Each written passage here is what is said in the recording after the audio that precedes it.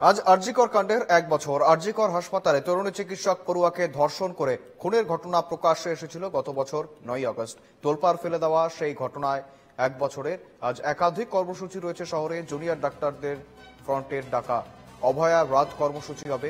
College square থেকে মশাল মিছিল শুরু হবে রাত 9টায়। সেই মিছিল যাবে শ্যামবাজার, আর তারপর সেখান থেকেই শুরু হবে অবস্থান এবং সাংস্কৃতিক কর্মসূচি। চলবে শনিবার ভোর পর্যন্ত। বাম ছাত্র যুব সংগঠনেরও মিছিল রয়েছে একই পথে। অন্যদিকে কংগ্রেসের বিক্ষোভ রয়েছে নিউ টাউনের সিবিআই দপ্তরে।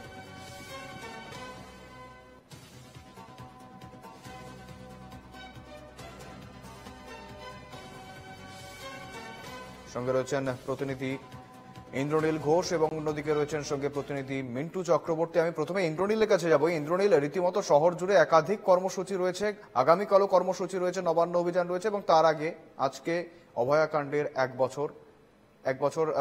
জুনিয়র ডাক্তার ফ্রন্টের ইতিমধ্যেই তারা তাদের কর্মসূচি ঘোষণা করেছেন, তার পাশাপাশি আরো কর্মসূচি রয়েছে।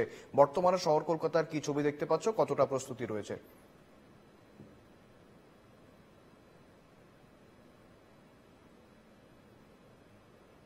তাদের তরফ থেকে আজকে রাত জাগার যে কর্মসূচি সেই কর্মসূচি কিন্তু নেওয়া হয়েছে এবং তার সাথে তার আগে তারা মশাল মিছিল করবেন এবং সেই মশাল মিছিল কেন করবেন তার ব্যাখ্যাও কিন্তু জুনিয়র ডাক্তার তাদের তরফ থেকে দেওয়া হয়েছে। কারণ তারা বলছেন যে এই যে আগুন, অর্থাৎ এই অভয়ার বিচারের যে 1 বছর, সেই 1 বছরে এখনো পর্যন্ত সঠিক বিচার অভয়া পায়নি।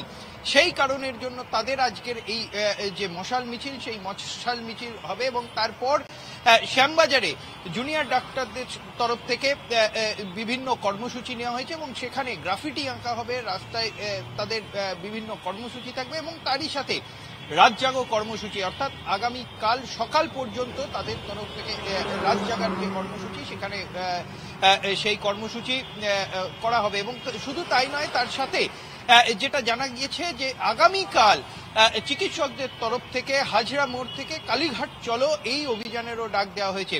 এবং আজ শহর কলকাতায় একদিকে যখন শ্যামবাজারে কর্মসূচি রয়েছে, ঠিক তেমনি সন্ধ্যের দিকে নেতাজি নগরে একটি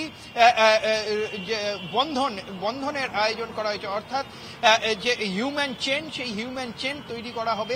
অন্যদিকে কংগ্রেসের তরফ থেকে আজকে সিজিও কমপ্লেক্স অভিযানের ডাক দেওয়া হয়েছে এবং বাম ছাত্র সংগঠন তাদের তরফ থেকেও কিন্তু আজকে যে কর্মসূচি নেওয়া হয়েছে, অর্থাৎ বিভিন্ন কর্মসূচি কিন্তু আজকে শহর কলকাতায় রয়েছে।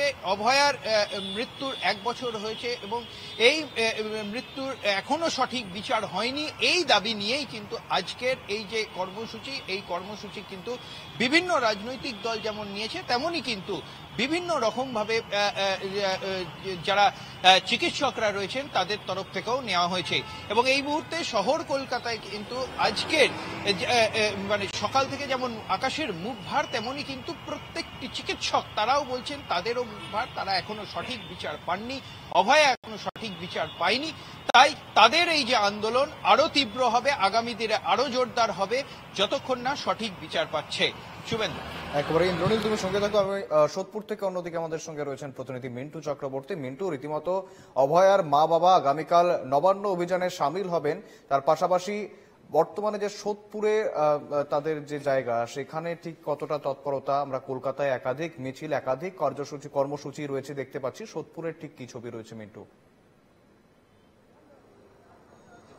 হ্যাঁ দেখো শুভেন্দু, গত 6 তারিখ নির্যাতিতা নিহত তরুণী ডাক্তারের বাবা মা কিন্তু দিল্লির উদ্দেশ্যে রওনা দিয়েছিল সুপ্রিম সিবিআই এর প্রধান অধিকর্তার সাথে, কিন্তু সেখানে গিয়ে অধিকর্তার সাথে তাদের খুব উগড়ে দিয়েছে এবং সিবিআই এর যে অধিকর্তা রয়েছে তাকে মেরুদণ্ডের একটি ছবি দেখিয়েছে, অর্থাৎ সিট দ্বারা যাতে সোজা করে তদন্ত করে।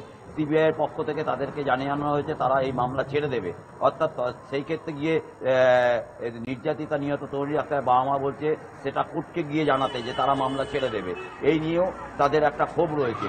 পাশাপাশি গতকালই তাদের কিন্তু কেন্দ্রীয় স্বরাষ্ট্রমন্ত্রী অমিত শাহের সাথে দেখা করার কথা ছিল, কিন্তু কোনো ঘটনাচক্রে অমিত শাহ সময় দিতে পারেননি, তাই গতকাল কিন্তু কেন্দ্রীয় মন্ত্রী অমিত শাহের সাথে দেখা হয়নি। আগামীকাল নবান্ন অভিযান রয়েছে, তার পাশাপাশি আজকে সারা কলকাতা জুড়ে নানা রকম জুনিয়র ডাক্তারদের বিক্ষোভ কর্মসূচিগুলো রয়েছে। তারই পাশাপাশি নির্যাতিতা নিহত তরুণী ডাক্তারের যে নিজস্ব বাড়ি সোদপুরে, সেখানে রাতজাগ অর্থাৎ আজকে বিকেল 4টে থেকে আগামীকাল ভোর 4টে অবধি রাতজাগ কর্মসূচি নেওয়া হয়েছে। তার তৎপরতা ইতিমধ্যেই শুরু হয়ে গেছে। বিভিন্ন জায়গায় পোস্টার এবং আস্তে আস্তে জমায়েতের সমস্ত রকম যা যা করবার পুলিশি পারমিশন সেগুলো সমস্ত কিছুই করা হয়েছে। সোদপুর তিলোত্তমা মোড় অর্থাৎ নির্যাতিতা যেখানে বাড়ি তার সেই মেন রাস্তার উপর অর্থাৎ বিটি রোডে পুরো জমায়েত করা হবে এবং সারা জাগবে পানিহাটি নাগরিক মঞ্চে অর্থাৎ প্রতিবাদী মঞ্চের পক্ষ থেকে। শুভেন্দু।